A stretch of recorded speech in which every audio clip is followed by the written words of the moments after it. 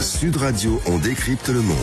On décrypte le monde et la suite de la guerre entre Israël et l'Iran au 9e jour des hostilités. Bonjour François Chauvency. Bonjour. Bonjour mon général. Vous êtes consultant géopolitique, rédacteur en chef de la revue Défense de l'Union, IHEDN. On est avec vous justement pour décrypter les intentions américaines et en même temps les moyens qu'ils déploient, les actions israéliennes aussi. Nous en sommes au 9e jour des hostilités et l'ONG Human Rights Activist News Agency révèle que 657 personnes sont mortes en Iran depuis le début des frappes israéliennes, plus de 2000 blessés malgré tout. Est-ce que les hostilités vont s'intensifier ou est-ce qu'au contraire elles peuvent se calmer? Je pense que les objectifs de guerre sont clairs pour Israël. Il n'y aura pas d'organisation du nucléaire militaire en Iran.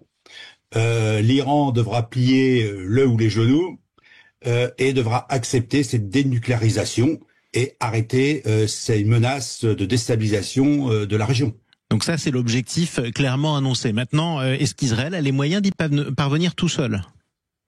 C'est une bonne question. Tout dépendra finalement plus d'ailleurs de la volonté, de l'orientation politique du guide suprême.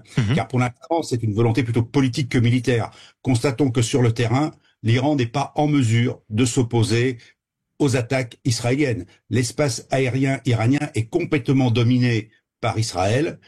Tous les sites nucléaires sont bombardés. Les entreprises produisant de l'armement sont bombardées. Toutes les défenses solaires sont plus ou moins annihilées et les lanceurs de missiles sur Israël sont en partie détruits. Une fois qu'on a dit cela, après c'est une question de temps. Combien de temps les ayatollahs vont maintenir finalement leur volonté de ne pas accepter cette défaite, s'il s'agit bien d'une défaite.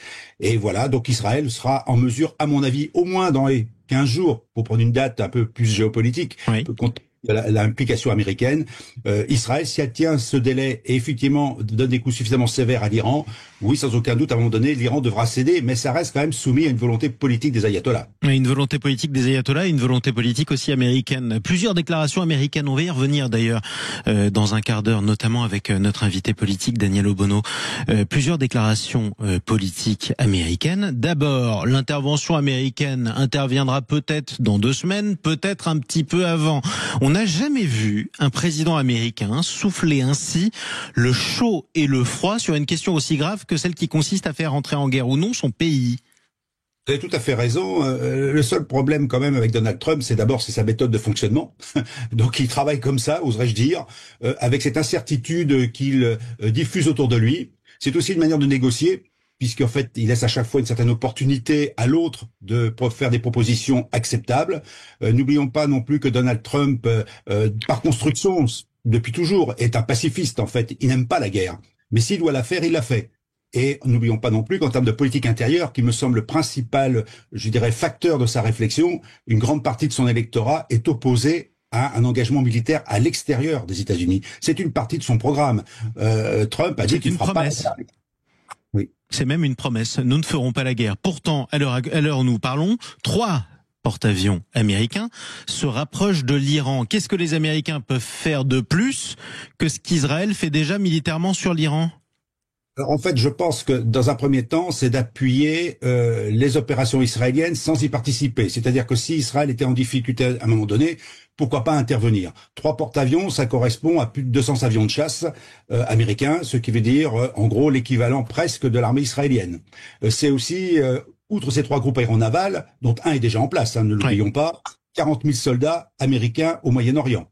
Tout ceci fait que c'est une force, il y a une diplomatie musclée, pour appuyer Israël. Deuxième temps, on peut croire aussi que Donald Trump, qui ne veut pas faire la guerre, s'il y a une opportunité en dernier, je dirais, pour donner un dernier coup sur l'Iran, pour faire chanceler l'Iran, il en serait peut-être capable s'il voit que la victoire, sans avoir engagé ses troupes réellement, puisse lui servir en termes de diplomatie, car reconnaissant que depuis le début de son mandat, il a eu aucun succès diplomatique. Et là, il pourrait en avoir un en mettant l'Iran à genoux et en obtenant la dénucléarisation de cet Iran. Sauf que justement, on n'a pas parlé du tout de ce que les Iraniens pouvaient faire à part se rendre. Si je vous écoute, mon général, mais l'armée iranienne, autant que je sache, existe toujours. Les missiles iraniens continuent malgré tout à tomber sur Israël et l'Iran garde quand même un certain nombre de moyens de pression.